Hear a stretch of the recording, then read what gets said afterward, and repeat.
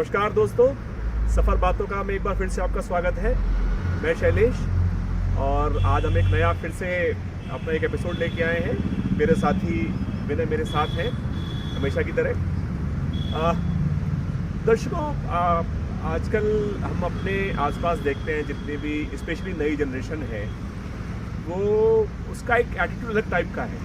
तो वो उनको चीज़ें मैनेज करना तो आता है बट अपने एंगर को कैसे कंट्रोल करें वो शायद उनको भी सीखने की ज़रूरत है। तो बड़ा बात पे जल्दी गुस्सा हो जाना, रिएक्ट करना, तो ये थोड़ी उनकी पर्सनालिटी का एक इशू है जिसपे आई एम श्योर वो लोग काम करने की कोशिश करते होंगे। बट क्योंकि ये जनरेशन बड़ी एंथुसियास्टिक है तो बहुत जल्दी रिएक्ट करती है और बहुत जल्दी उस पर गुस्सा आ जाता है बातों बातों पे।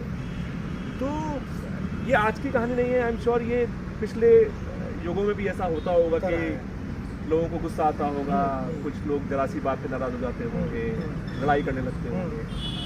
तो ऐसे बहुत सारे लोग रहे होंगे। बट हम बात करते हैं भगवान श्री राम की। तो भगवान श्री राम के बारे में माना जाता है कि वो हमेशा शांत स्वभाव के रहते थे, उनको क्रोध आता ही नहीं था। मर्यादा पुरुषोत्तम श्री राम, इसलिए उनको मर्यादा पुरुषोत्तम श्री राम कहा जाता है। और जनरली उनका ये रहता था कि चीज़ें अमिकेबली सेटल हो जाएँ, ठीक हो जाए, किसी पे गुस्सा ना किया जाए, उसको समझा दिया जाए ताकि वो वापस चला जाए और उस टॉपिक का एंड वहीं हो जाए। बट क्या कभी ऐसा भी हुआ है कि भगवान श्री राम को भी कभी क्रोध आया हो? मतलब ठीक है, एक आदमी का जीवन है, अब जीवन पर्यंत तो वो हमेशा शांत नहीं रह सकता। तो कुछ तो ऐसे इंसिडेंट रहे होंगे जिसमें भगवान श्री राम को भी क्रोध आया होगा। तो हमारे दर्शकों की जानकारी के लिए बताओ कि मर्यादा पुरुषोत्तम श्री राम को भी क्या गुस्सा आता था? नमस्कार सर और सभी दर्शकों को मेरा प्रणाम। आज आपने जो टॉपिक उठाया है डिस्कशन के लिए, it's a combination of anger control, anger management, और उसको हम कैसे अपने पौराणिक चीज़ों से जोड़ के देखें ताकि हमारे जो दर्शक है, खासतौर पे जो हमारे नौजवान दर्शक हैं और जो हमारे वर्किंग प्रोफेशनल्स हैं, उनको कैसे कोरिलेट करके अपनी चीज़ों को कंट्रोल कर सकें। तो आपने मर्यादा पुरुषोत्तम प्रभु श्री राम की बात की। मर्यादा पुरुषोत्तम का जो जीवन काल था त्रेता युग में लगभग 11,000 साल का था, और उस 11,000 साल में उन्होंने अपने जीवन के हर क्षण को जिया और हर चीज़ को, जैसे आपने बताया कि अमिकेबली सेटल किया। और मुझे नहीं लगता कि उन्होंने आज तक अपने पूरे जीवन काल में किसी को हर्ट किया। इवन वो तो अपने बात लक्ष्मण को बार बार शांत करते थे। लक्ष्मण जी वो थोड़ा गुस्सैल थे, उनकी पर्सनालिटी इस तरह की थी, वो उनको शांत करते रहते थे।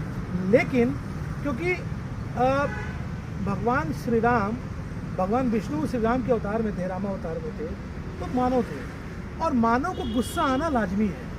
डिपेंड ये करता है कि आप गुस्से को मैनेज कैसे करते हैं। ठीक है।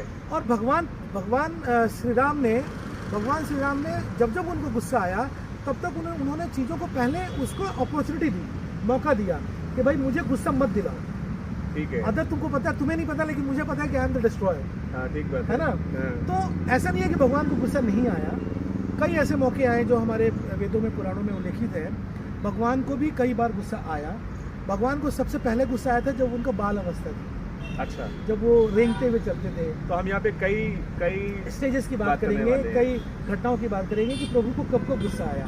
तो पहली बार प्रभु को गुस्सा आया जब प्रभु बहुत बाल अवस्था में थे और आंगन में जैसे बच्चा खेलता रहता है ऐसे खेल रहे थे, उनके हाथ से रोटी, कौवा या कागभूषुंडी लेके उड़ गए। कागभूषुंडी कौवा ही होता है। तो वो हाथ से उनकी रोटी छिटक गई और जो कागभूषुंडी थे तो वो छिटक के कागभूषुंडी उसको खाने के उसमें थे। क्योंकि कौवे जनरली देखा होगा, अपने गांव घर में देखेंगे तो कौवे रोटी का टुकड़ा लेके भागते और खाते हैं। भगवान को इतना गुस्सा आया उस बात पे कि भगवान ने अपने हाथ तीनों लोक में पसार दिए कि अगर ये रोटी गिरेगी तो मेरे हाथ में आएगी, तुम्हारे पास नहीं जाएगी। अच्छा। मतलब भगवान to it as a challenge. ठीक है। तो पहला उल्लेख है कि भगवान को वहाँ पर गुस्सा आया था। दूसरा, भगवान को गुस्सा आया था जब बाली और सुग्रीव की घटना हुई थी। बाली का युद्ध हुआ था। तो युद्ध होने से पहले जब सुग्रीव से इनकी मुलाकात हुई, भेंट वार्ता हुई, दोस्ती बनी हनुमान जी के थ्रू, तो सुग्रीव ने अपनी सारी बात बताई प्रभु को कि ऐसे ऐसे उन्होंने मेरे साथ ये दुर्व्यवहार किया है और इवन मेरी भार्या को भी, मेरी पत्नी को भी वो हरण करके ले गए। भगवान को इस बात से गुस्सा आया कि हमारे धर्म में, हमारे ग्रंथ में छोटे भाई की पत्नी को बहन का स्वरूप माना गया है। तो भगवान को दूसरी बार वहाँ गुस्सा आया और उन्होंने सुग्रीव को वचन दिया कि इसने बाली ने बहुत बड़ा पाप किया है और इस पाप की सज़ा उसको उसका वध। हाँ, तो उनको ये बर्दाश्त नहीं हुआ कि वाली ऐसा करे। वाली ऐसा करे, और उनको ये बर्दाश्त नहीं होता कि कोई भी अपने किसी छोटे भाई की पत्नी के साथ ऐसा दुर्व्यवहार करे, उसको हरण करके ले जाए। तो आपने जो बात कही, तो दूसरा गुस्सा प्रभु को जब आया था इस घटना पे, तीसरी बार प्रभु को गुस्सा आया था। मुझे लगता है जो जितने भी ये इंसिडेंट है उनको काउंट कर सकते हैं, इसलिए उनको Count- बहुत कम, मतलब बहुत कम बार गुस्सा उनको आया, आता है। हाँ। तो लेकिन मैंने जैसे बोला और आपने भी बोला कि बट वो जानते थे कि गुस्से को कंट्रोल करने से पहले उसको क्या शिक्षा देनी है, सामने वाले को चांस देना है, चांस देना है। तीसरी बार प्रभु को जब गुस्सा आया था, जब बाली वध के बाद सुग्रीव का ये कमिटमेंट था कि हम फिर सीता माता की खोज करने निकलेंगे और सीता माता को खोज करके लाएंगे। लेकिन सुग्रीव जो थे वो बाली वध के बाद जब उनका राज्याभिषेक हुआ तो अपने राजपाट में इतने न मग्न हो गए कि वो भूल गए कि मैंने प्रभु श्री राम को कुछ कमिटमेंट कर रखा है, माता सीता को छुड़ा के लाने छुड़ा के का। लाना है। ठीक है। तो कई महीने बीत गए और ये अपने आमोद प्रमोद से बाहर नहीं आ पा रहे थे।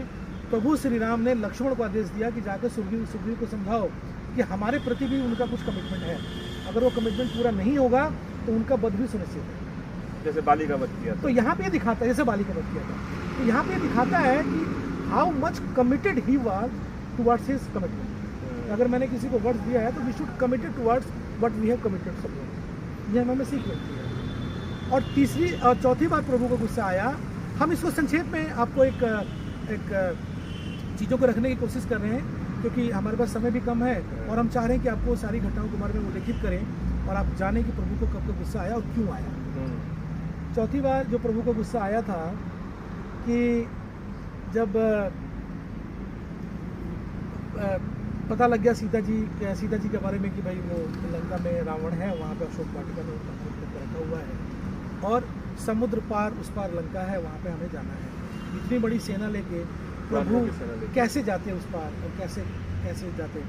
तो वहाँ पे क्या था कि गोस्वामी तुलसीदास जी ने वर्णन किया है कि समुद्र के सामने श्री राम 3 दिन तक बैठ के हाथ जोड़ के और रास्ता मांगते रहे कि हे प्रभु मुझे रास्ता दो, मतलब बीच में रास्ता बन जाए, बीच में रास्ता बन जाए, समुद्र सूख जाए, रास्ता बन जाए तो मैं इस सेना को लेके वहाँ चला जाऊँ। मैं नहीं चाह, मैं करने को तो बहुत कुछ कर सकता हूँ, लेकिन मैं चाहता नहीं हूँ। 3 दिन तक पूजा प्रार्थना हुई लेकिन समुद्र जो था वो और उफान पे आने लगा, मतलब I am not going to give you the way. तो वहाँ पे तुलसीदास जी लिखते हैं कि विनय न मानस जलधि जल जड़ गए 3 दिन बीत और बोले राम सकोप तब कि भय भी नहीं। तो ऐसे क्यों बोला गया है कि जब 3 दिन रास्ता नहीं दिया समुद्र ने, भगवान को गुस्सा आया, उसने भयंकर गुस्सा, और भगवान ने अपना धनुष बाण उठाया और बोला कि अब मैं पूरे समुद्र को सुखा दूँ। तब समुद्र को लगा कि भाई अब तो बड़ा कांड हो गया है और प्रभु को गुस्सा आ गया है, भय भी न हो न प्रीत। मतलब उनको लगा कि अब डर गए, वो डर गए तो वो लगे उनकी पूजा प्रार्थना करने की, प्रभु क्षमा कर दीजिए, गलती हो गई, अगर आप इसको सुखा देंगे तो इसमें जो रहने वाले जीव जंतु हैं वो सब कहा जाएगा। तो कहा गया है कि 3 दिन तक, इसमें वो लिखते हैं, ब्रह्मधारी सिंह दिनकर लिखते हैं कि 3 दिन तक पंथ मांगते रघुवती सिंधु किनारे बैठे घाट पर मांगते और गाते रहे छंद अनुनय के प्यारे प्यारे। तो ये ठीक था कि उन्होंने समुद्र से रास्ता मांगा लेकिन रास्ता नहीं दिया, तब उनको गुस्सा आया क्योंकि उनके ऊपर एक रिस्पॉन्सिबिलिटी थी और वो रिस्पॉन्सिबिलिटी को पूरा करना था और उस रिस्पॉन्सिबिलिटी को पूरा करने के लिए उनको गुस्सा आया। और सबसे ज़्यादा क्रोध इसी टाइम पे आया था जब उन्होंने कहा कि मैं पूरे समुद्र को सुखा दूंगा। और हमारे पुराणों के अनुसार भगवान को लास्ट गुस्सा आया था जब वो रावण से उनका युद्ध हुआ। ठीक है। अब सोचिए वो आदमी कितना सहनशील होगा जिसकी वाइफ का किडनैपिंग हो गई, अपहरण हो गया, कोई उठा के ले गया, तब भी उनको गुस्सा नहीं आया। जब वो सेना से लड़ाइयाँ होने लगी, लास्ट में जब उनके सब वीर गति को प्राप्त हो गए या सबको मार दिया गया युद्ध में, रावण के जितने भी खानदान के लोग थे, बेटे भाई पुत्र, जब रावण युद्ध करने आया तो हजारों हजार वानर सेना को मार दिया। अच्छा। तब प्रभु के सामने ये कोई ऑप्शन ही नहीं बचा कि अब मैं करूँ तो क्या करूँ, इसका वध अभी सुनिश्चित करना पड़ेगा। प्रभु को उस टाइम गुस्सा आया और उन्होंने रावण का वध किया। उसके पहले प्रभु ने कहा कि मुझे आज अपने इस व्यवहार पर गुस्सा आ रहा है कि सिर्फ मेरी वजह से मेरी सेना का संहार हो रहा है, इतने लोग जाने जा रही हैं, तो मुझे आज की बजाय जिस दिन युद्ध शुरू हुआ था उसी दिन इस पूरे रावण के खानदान को खत्म करना चाहिए ताकि इतना जो नुकसान हुआ है वो नहीं होता। और जो इस पूरे घटनाक्रम का जो मेन रिस्पॉन्सिबल आदमी है, शायद उसकी वजह से सब लोग मरे, इन बाकियों का कोई दोष नहीं है। तो उनको ये आखिरी बारी गुस्सा आया। बाकी भगवान मर्यादा पुरुषोत्तम श्री राम की पूरा जीवन है वो एक सीख है। कैसे लोग कहते हैं सर कि हमें गीता में बहुत ज़्यादा हमें मैनेजमेंट के बारे में जानकारी मिलती है कि किस चीज़ को कैसे मैनेज किया, बिल्कुल सच है।